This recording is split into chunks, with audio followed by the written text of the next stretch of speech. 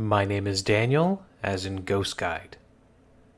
The following story took place at Bachelor's Grove Cemetery, just outside the city of Chicago. The date? October 2005, coming up to Halloween. Now, it happened to a man named Len. He would later become the director of the Illinois Ghost Society. His story goes like this. In October of 2005, my best friend and I, plus two others, visited the cemetery after 10 p.m. We had been in the cemetery for about a half hour and we started to leave, heading out on the trail at about 10:45. We were halfway down the path and could see the street lights from the Midlothian turnpike. About halfway point, there was a woman and child standing in front of us. They looked odd, dressed out of style. We thought they had just been to a party since, after all, it was just a few days to Halloween. The lady asked, "How far is the cemetery?" She wanted to show her daughter the graves. Now, thinking this was strange, how a mother would bring her child of about 7 years old to a forest preserve so late at night, but we told her anyway that it was just a short distance down the path. The strangest part, for me anyway, is the child wasn't shy or afraid. She just stood there staring forward, almost like she was excited. Now, the lady thanked us and headed down the path, and it was only a second later that we looked back and there was nobody there. The timing didn't make any sense. We should have still seen her. And we stared quietly at each other for what felt like forever, and finally headed out. And that's when I realized something. That's technically when I heard it. The dead leaves of fall crunching under our feet. It was so loud. I turned to my friends. I said, "Stop, do you hear that?" Realizing that when the mom and daughter approached and passed, there was no sound, no leaves crunching. Now, this is the incident that caused us to start the Illinois Ghost Society, and since then, we have been to the Grove many times. Now, I wanted to come back to this subject here about the idea of cemeteries being haunted. People always have a fear when they enter cemeteries, but I'm going to tell you now, it's not about ghosts. Now, that's what most people think, right? Well, I mean, obviously there's dead bodies in the ground, so there must be ghosts. It would make sense, but not to me. I've been a firm believer in the idea that cemeteries are not haunted, and I have a main reason for that, and the reason for that is ghosts are energy. You've probably heard me drone on and on if you've listened to previous podcasts and shows. The idea that just because the body is there doesn't mean that there's going to be a ghost. So without with the absence of energy, what we have instead is probably one of the most calmest places you can visit. Now, I personally love visiting cemeteries. Not at nighttime, mind you. I'm not a gothic type. I might take my dog for a walk in the Hamilton Cemetery in the city that I'm from. It is the calmest place you can go, and usually void of people, which for me is good. I'm a bit of an introvert here. So as you walk through cemeteries, you just feel that natural calm. Now, I've gone into even the happiest houses, and there's always an energy about it because people live in that space. It's a confined space. You're surrounded by material items that can absorb certain types of energy, and then over the years, that energy builds up. So historic houses, of course, are more energetic than newer houses. Even open areas, the Hermitage Ruins, for example. This is a place where I do the ghost tours at every now and again. This is an open field, the ruins of an old mansion from the 1850s. But so many people have gathered in this field even after the mansion had burned to the ground. Starting with the last owner, Alma, leading up to the, I dare say, trespassers of today. It's fine. I mean, they usually don't cause any problems, just go out to tell ghost stories to each other. So all this leaves an energy. There's experiences that have happened in that field. to myself and many others. So it is possible for an open field to hold that type of energy. Not as easily, but it's possible. So then you could say, okay, well, if that's the case, then let's go back, then here we go. Cemeteries. But then again, cemeteries usually don't have an alternative history. They are just cemeteries. The Hamilton Cemetery is technically an example of this. I know you can make the argument there was a connection to the War of 1812. There was an encampment of British soldiers on what was known as Burlington Heights, where the cemetery is today, across from Dundurn Castle. So you can make that argument that it does have a piece of history that could lead to ghosts, but then I say that really nothing happened. They were just camped there. And it wasn't until young Billy Green brought news to the British that the Americans have camped at Stony Creek. So the battle happened at Stony Creek, and that's where you have the connected energy. So if you have just like a modern cemetery where nothing has ever happened on the land, then you're not going to have ghosts. You're not going to have hauntings. And that's my overall point here. There's nothing really to absorb the energy. There's nothing going on. It's just bodies in the ground. There's no energy. So then why do some cemeteries like Bachelor's Grove in Chicago have this energy, or Drummond Hill in Niagara Falls? Because something else happened on that land to create history. Now for Drummond in Niagara Falls, the Battle of Lundy's Lane. Again, we go back to the War of 1812. But for Bachelor's Grove, it's a little bit different. Bachelor's Grove was not just a dumping ground for the pioneers of the 1800s in that region, it was also a dumping ground for the mob. So you had the famous bootlegger himself, Mr. Al Capone, was bringing his victims out to this area because, it was already a burial ground. It was kind of perfect, right? You had a forest preserve, as Len said in his story. It's in the middle of nowhere. Even back then in the 1920s, it was remote. It already has bodies in the ground, so it's kind of like, a marker. Here, use this place. Dump your bodies. So very, very possible that these mob hits occurred at Bachelor's Grove Cemetery. So you have that, and as well there's been reports of a farmer that's been seen. Somebody actually reported that an entire farmhouse, which kind of is a good segue into next week's episode, but that the ghost of a farmhouse is seen. I don't know about that one, but you have a burial ground, you have a small lake, so it's kind of perfect all around. So I can see why the mob would use it as a dumping ground. So there you have an additional history to a burial ground, and because of this, it has ghosts. Nothing to absorb the energy, there's no structure except maybe that farmhouse, but yet still, it has ghosts. So then I believe a cemetery like that can be haunted. So then the question comes down to, why are we so scared of cemeteries? Now, on the forefront of your mind, you completely know what it is. You think about a cemetery, even going in there at night, you know what it is. It might take a little bit of deep thought to be able to convert it to words, something that I have done many, many times over the years. I am a strange fella. This is the kind of stuff that I think about before I'm going to sleep at night, which is probably the wrong time. I do get nightmares every now and then. So if you take some deep thought and then just think, why am I so scared of cemeteries? And I think it will come to you. It's our fear of death. Now, I'm not saying that this is rational.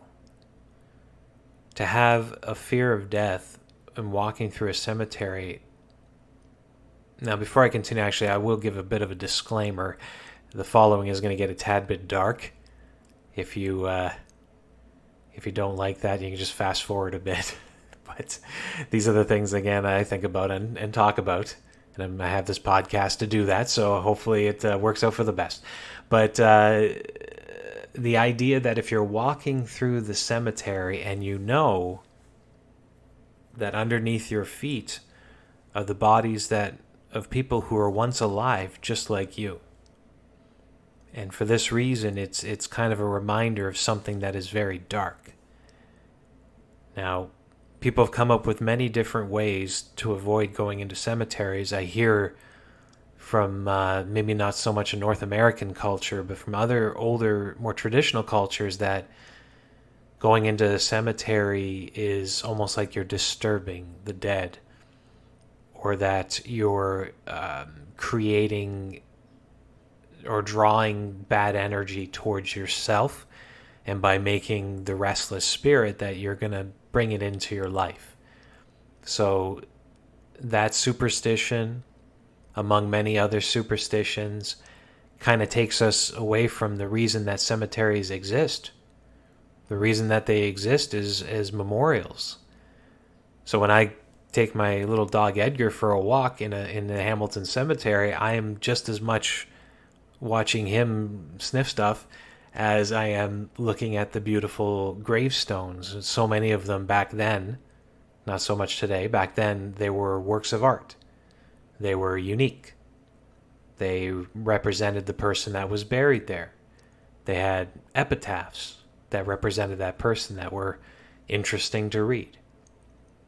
So I'm not just walking the dog, I'm, in a way, in my mind, I'm honoring those people.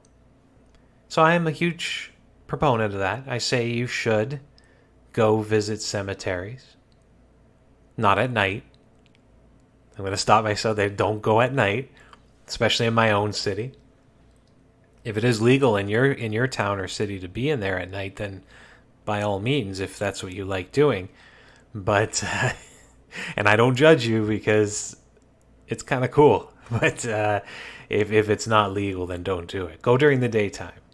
You see the stones better anyway. So you have this fear of death that sits in your back of your mind as you're walking through a cemetery or walking by it even. And this is something that will cause that fear. It might also cause you to stay out. But there's really nothing to fear when it comes down to it. Now, I don't want to go too far down the spiritual rabbit hole when I talk about the training, the ability to kind of push away the fear of death. I will tell you how important it is before I move on to the final ghost story. If you can stop the fear of death, you will live a better life. That's what I'll limit it to, and just give you a line of research. The best philosophers in history to talk about the fear of death were the Stoics. So definitely go down that rabbit hole. That is a fun rabbit hole. That is one that I have gone down many, many times and still do to this day. The study of Stoicism is very important, and I think it would change your life. If you don't know what I'm talking about, start your Google searches. YouTube, there are a lot of great YouTubers who have posted about this. It's become kind of a thing. One that's kind of the top fella, the one who kind of started the whole craze, is Ryan Holiday. So you can look up his books like Stillness is the Key, and there's other ones that I can't quite remember right now. His channel is called The Daily Stoic, so definitely check that out. But the term they use, memento mori, you want to get rid of that fear of death to live a much better life. Now, speaking of death, I have a final ghost story for you tonight. Now, this one comes from an area known as Ruthven. If you are unfamiliar with this, it is one of the locations where we do a ghost tour. It is located near a small town called Cayuga. In fact, Ruthven used to be a small town itself known as Indiana. So technically you would consider it a ghost town. There's not really much left.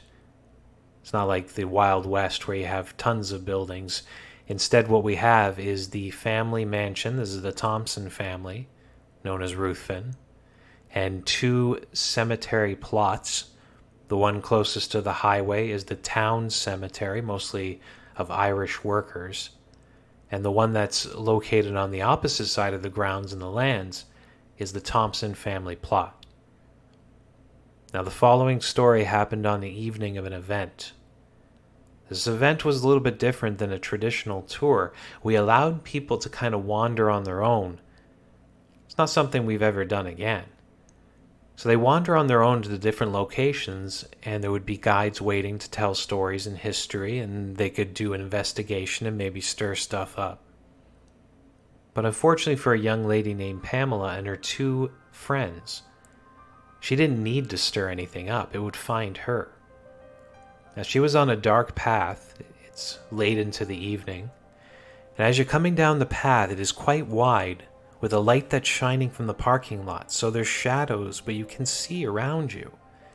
And in the distance, the path then thins out, and it almost looks like a wall of darkness before walking up to the Thompson family cemetery. Now, Pamela and her 2 friends, they're walking down the path. Pam's kind of a bit in front of them. She's excited to see the family plot. And as they get close to the thin and dark path, she said it started out very calmly. It was almost like a bubbling in the pit of her stomach. But it quickly got worse. The closer she got to the path, it was nausea in the pit of her stomach that led to a physical occurrence. It started out as a bit of poking on her shoulder, and it turned quickly to pushing. It pushed her down to her knees. It's the only way she could stop from being shoved into the woods. And as she's on her knees, on the ground with the nauseousness, with something pushing against her back, her 2 friends are staring at her. They have no idea what to do. And one of the friends steps forward as Pam jumps to her feet and runs down into the darkness, up to the path, finally to the family cemetery. Their friends run behind. As they come around the corner, they're greeted by the tree, and up on the hill, they can see the cemetery. Now, their eyes had slowly adjusted to the darkness, and they could see a shadow in front of one of the graves to the front and to the right. They walked through the gate, turned to the right, and they could see their friend Pam was kneeling in front of a tall cross gravestone. As they got closer, they could hear her whispering something over and over. She said, "It's not right. It's crooked. There's something wrong with this stone." And as her friend came up and put her hand on Pam's shoulder and said, "We should head back." And then Pam looks at her friend with fear in her eyes and says, "We have to leave now." She gets up and they all walk out. Now they'll walk back to the gazebo. We had one of our psychics, Kate. She was stationed there. And as Pam got back and shared her story with Kate and broke down into tears, and Kate listened very carefully about this supposed energy, and it made her very curious. Now, she didn't go right away. Psychic Kate, she waited until the end of the night, and when the night was over, that's when she walked down that path by herself and got to where the path thins and the wall of darkness begins. And that's when she felt it. And the only way she can describe it is saying it was a male energy. And when it saw her there and knew it could see him, it made itself very large. It tried to scare Kate, but Kate has been dealing with spirits for so long, it didn't scare her at all. But she wasn't prepared to handle this thing, so she left it to be. It's the open area. This energy has been there for a very long time. There was no reason to clear it. So yes, it still remains. During many tours over the years that I've personally led, I've noticed that women in my group, they tend to have these feelings before or after I tell them about Pamela's experience. It never as extreme as what happened to Pam again, but that nauseousness was definitely there. It got worse and worse as they got close to the family's graves. Now, thanks for listening, everyone. I'll talk to you next week with stories of secluded and farmhouses.